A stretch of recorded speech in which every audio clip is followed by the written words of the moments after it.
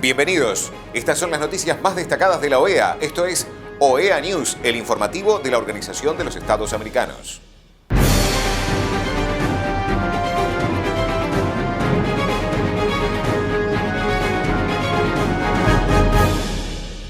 Es momento de compartir los títulos de las noticias más importantes que vamos a estar brindando a ustedes.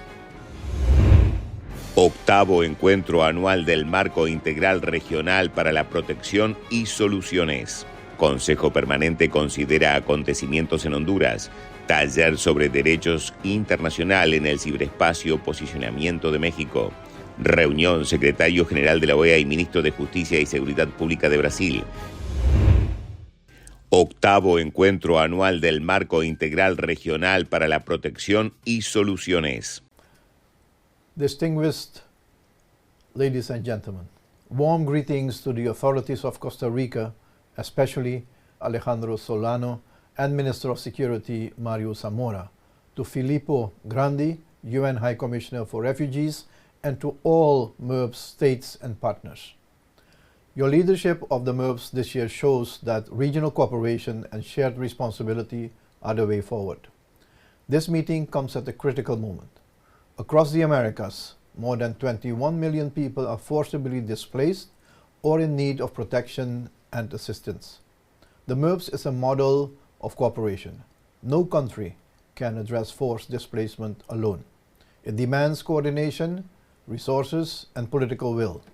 The MERPS approach strengthens asylum systems, supports host communities, expands access to health, education, and employment, and addresses root causes like violence, insecurity, poverty, discrimination, and the lack of opportunities. The Organization of American States is proud to be a committed partner. Together with UNHCR, we help states strengthen legal frameworks, build institutional capacities, and promote policies grounded in human rights and international protection standards. Through the Inter-American System, we have raised awareness and positioned the MERPS as a model for coordinated action. The MERPS Fund is already improving lives. In 2025, we have implemented the fund's first project portfolio, financed by Spain, helping more than 24,000 displaced peoples across Central America and Mexico. Let me elaborate on that number.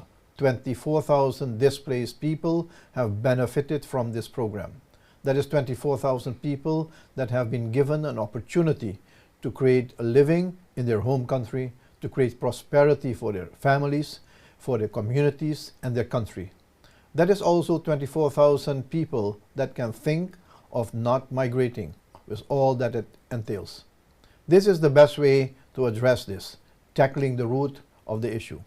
If we create opportunities for people in their home countries, if we create conditions for people to stay where they actually want to stay, they will stay. We need more of this.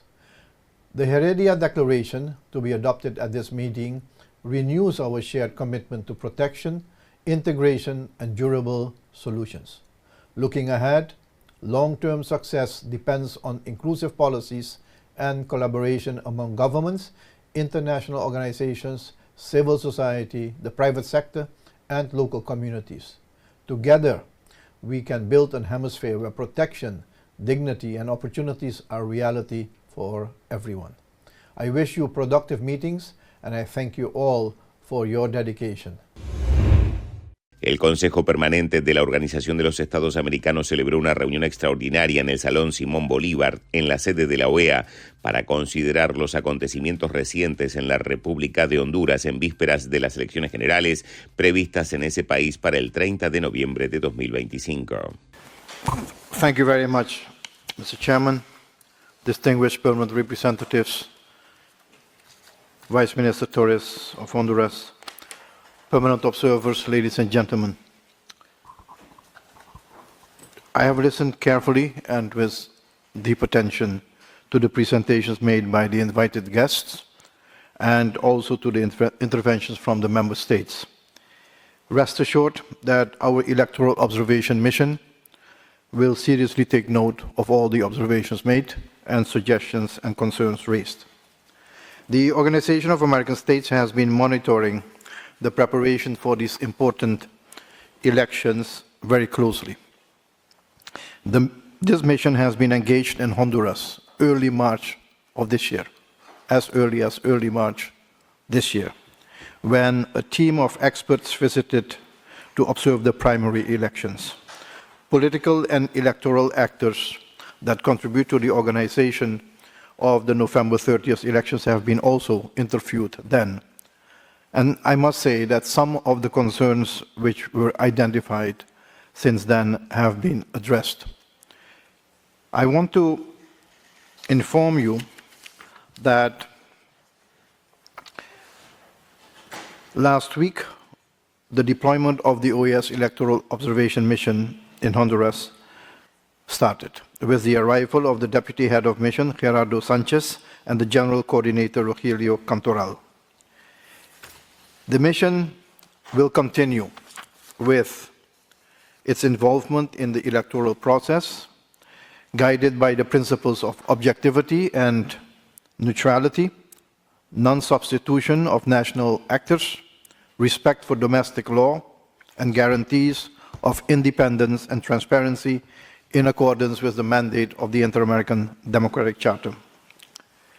Over the past weeks, the Secretariat, myself, we have held several meetings with different prominent persons and experts to be briefed on procedures, the political climate in the country, other key issues, as well as the public sentiment in the country ahead of these important elections.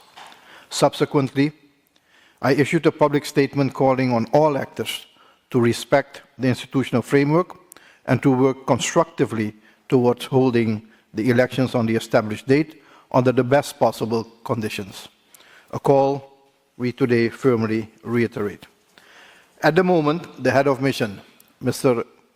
Eladio Loizaga, has arrived in Tegucigalpa to join the team of experts and observers. This mission will comprise more than 100 members deployed across all departments in Honduras, including specialists in 8 areas such as electoral technology, campaign financing, electoral justice, and electoral violence. I'd like to inform you as well that Secretary Krajewicz of the Secretariat for Democracy will travel tomorrow to Honduras as well on behalf of the Secretariat. In the coming days, the mission will meet with government authorities, electoral bodies, candidates, civil society representatives, academia, the private sector, other observations missions, and members of the international community accredited in Honduras. Based on these meetings, a thorough review of regulations and relevant documents, and direct observation, the mission will continue its comprehensive analysis of the electoral process. Apart from reporting on the political process, the EOM will report on the execution and the conduct of the process and procedures with regard to these elections. The EOM will, if necessary, issue statements regarding concerns as the process continues. The EOM will also issue its independent report soon after the elections. Mr. Chair, distinguished permanent representative, I want to repeat my earlier call last week for elections to be held free from any political interference by state institutions. Respect for the independence of electoral institutions must be demonstrated in no uncertain terms by all forces in Honduran society. The General Secretariat of the organization remains firmly committed to supporting transparent, free and fair elections in Honduras and to the strengthening of its democratic institutions. We urge all political leaders, presidential candidates, the private sector, civil society organizations, and citizens to contribute positively in the upcoming days, up to the 30th of November, to ensure an orderly, secure, and peaceful electoral process. Every eligible Honduran must be afforded the opportunity to take part in this fundamental democratic exercise, free from fear and in full freedom. Thank you very much. Taller sobre Derechos Internacional en el Ciberespacio Posicionamiento de México.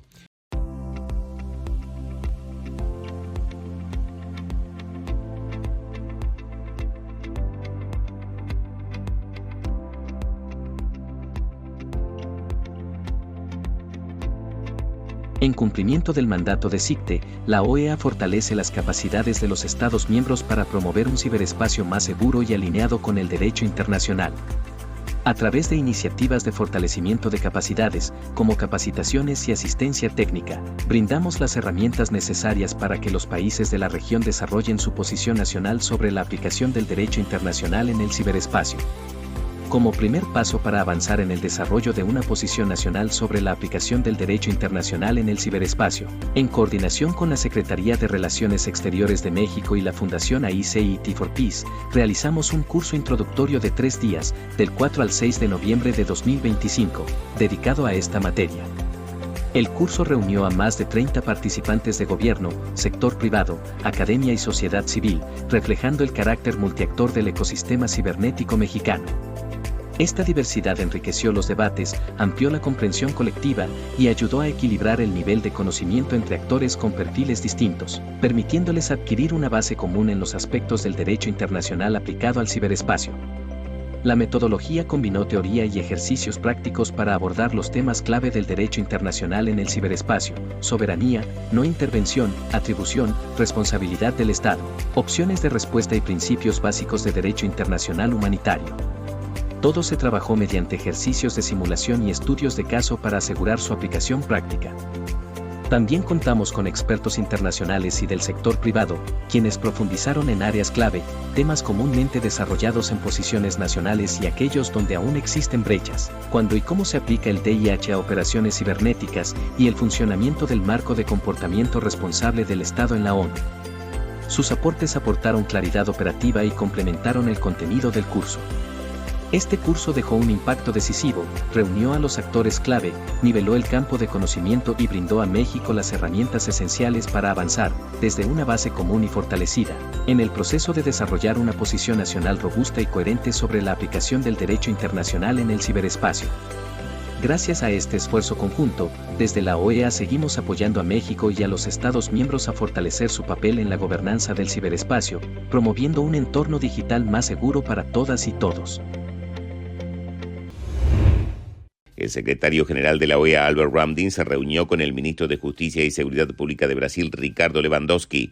Durante el encuentro conversaron sobre el profundo impacto del crimen organizado transnacional en las sociedades y la urgente necesidad de fortalecer la cooperación, la coordinación y las acciones conjuntas entre las naciones del hemisferio. La OEA es la organización multilateral más adecuada para promover esa colaboración, uniendo a los estados en torno a valores compartidos de seguridad, desarrollo, derechos humanos y democracia, dijo Ramdin.